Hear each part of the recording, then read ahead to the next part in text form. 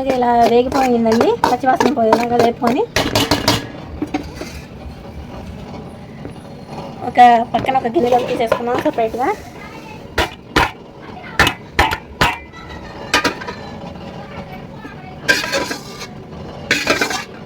మళ్ళీ అది ఆఫ్ చేయకుండా అదే లోటాతో పంచదార తీసుకున్నాను. పంచదార తీసుకున్నాం కదా, ఇప్పుడు మనం ఒక గ్లాసు తీసుకుంటే కొంచెం వాటర్ తీసుకున్నాం తీగపాకం కోసం. ఇప్పుడు ఒక లోటా తీసుకున్నాను కదా, ఒక పావు లోటా తీసుకున్నాం. అర లోటా పోసుకున్నా పర్లేదండి, లైట్గా మనకి తీగపాకం రావాలి కాబట్టి ఇలా పాకానికి రానిద్దాం. మనం ఆయిల్ కూడా ఫ్రీడమ్ ఆయిల్ తీసుకోవాలండి. పామ్ ఆయిల్ కానీ శనగ నూనె కానీ తీసుకుంటే అది మనకి సెట్ అవుతాం, అంటే స్మెల్ వస్తుంది కదా. శనగ నూనె కానీ పామ్ ఆయిల్ కానీ, ఫ్రీడమ్ ఆయిల్ అయితే అంత స్మెల్ రాకుండా ఉంటుంది కదా. కరెక్ట్ క్వాంటిటీ అంతే తీసుకోవాలండి సేమ్. ఇప్పుడు ఇవి రెండు కలిపి తీసుకున్నాం కదా, మనం ఈ పిండిలో వేసుకొని మిక్స్ చేసుకుందాం, ఉండలు లేకుండా కలుపుకుందాం. ఇందులో సగం నెయ్యి సగం ఆయిల్ తీసుకున్నానండి. ఇలా కలుపుకోవాలి, మనం ఉండలు లేకుండా చక్కగా కలుపుకోవాలి.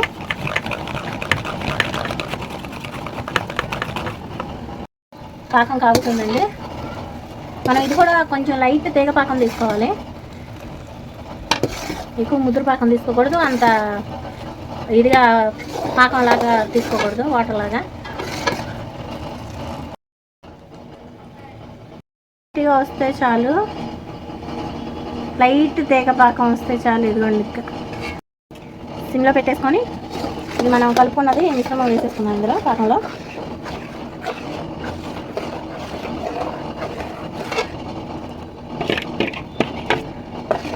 ఇదిగోండి ఇలా ఉంది కదా, ఒక ఇలా తీగ మీకు కనిపిస్తుందా లేదండి వీడియోకి, ఇలా కొంచెం వస్తే చాలు పాకం. ఇదిగోండి లైట్గా ఒక్క సెకండ్ ఉంచుకొని చెప్పేసి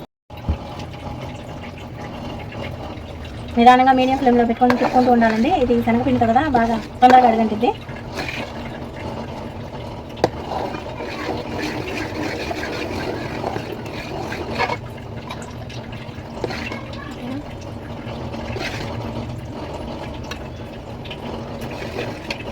ఇలా బుడగలుగా వస్తున్నాయి కదండి, అప్పుడు ఇంకొంచెం వేసుకుందాం, కొంచెం వేసుకుంటూ ఉండాలి.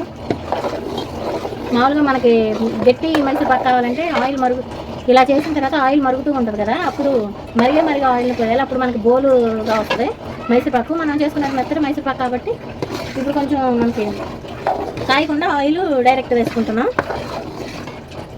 ఆయిల్ కానీ నెయ్యి కానీ ఉంటే మొత్తం నెయ్యితో వేసుకుంటే సూపర్ ఉంటుందండి నెయ్యి మైసూర్ పాక్.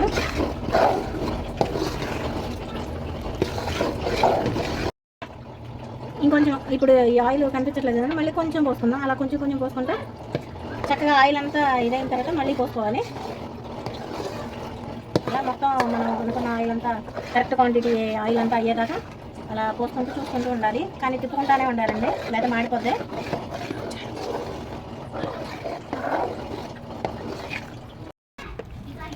ఈ మిగతా ఉన్న ఆయిల్ ఈ రెండు కలిపి మొత్తం వేసేసుకుందాం అండి. వేసేసుకొని మనం తిప్పుకుంటూ ఉందాం. తిప్పుకొని ఇప్పుడు ఈ ప్లేట్లో కొంచెం ఆయిల్ వేసుకొని స్ప్రెడ్ చేసుకుందాం. ప్లేట్ అంతా స్ప్రెడ్ అయ్యేలా చూసుకుందాం అండి. ఇలా స్ప్రెడ్ చేసుకున్నాం అనుకోండి, ఆయిల్ ప్లేట్ కత్తుకోకుండా చక్కగా వస్తుంది. మొత్తం స్ప్రెడ్ అయింది కదా, ఇది స్ప్రెడ్ అయిన తర్వాత పక్కన పెట్టేసుకుందాం. ఇది మాత్రం చక్కగా దీనికి అంటుకోకుండా బండికి మొత్తం గీ అంతా దీంట్లో ఇంకిపోయేలాగా ఉంచుదాము. మనం టెస్ట్ చేసుకోవాలంటే కొంచెం పక్కన ప్లేట్లో గీ రాసి ఉంచాం కదండి, అది కొంచెం ఇట్లా దీంట్లో కొంచెం వేసుకొని అంటే మనకి వస్తుందా అన్నట్టుగా. అదిగోండి ఇంకొంచెం అయితే అయిపోద్ది, చక్కగా తీసేసుకుందాం.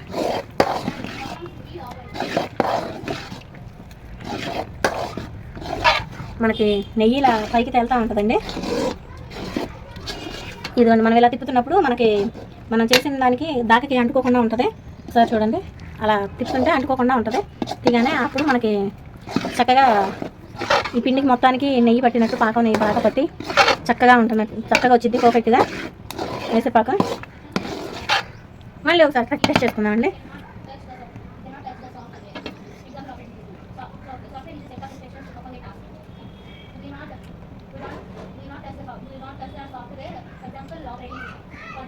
ఇంకా పర్ఫెక్ట్గా కుదిరిపోయిందండి.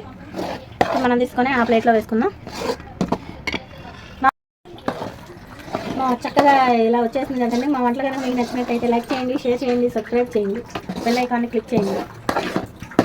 ఇప్పుడు మనం ఇది సర్వింగ్ ప్లేట్లోకి తీసేసుకున్నామండి. స్టవ్ ఆఫ్ చేసేసుకొని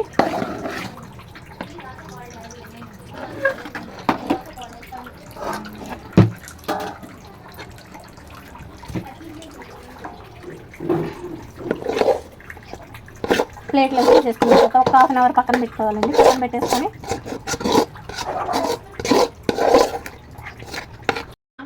ఈ చల్లారిన తర్వాత ఇలా పీసులు కట్ చేసుకోవాలండి. కట్ చేసుకొని చక్కగా ఎంతో నోరూరించే స్వీట్ మైసూర్ పాక్ రెడీ అయింది. చక్కగా ఎంతో రుచికరమైన స్వీట్ మైసూర్ పాక్ రెడీ అయిందండి. చూడండి, చక్కగా మెత్తగా సూపర్ టేస్ట్గా ఉంది. Thanks for watching. Thank you friends.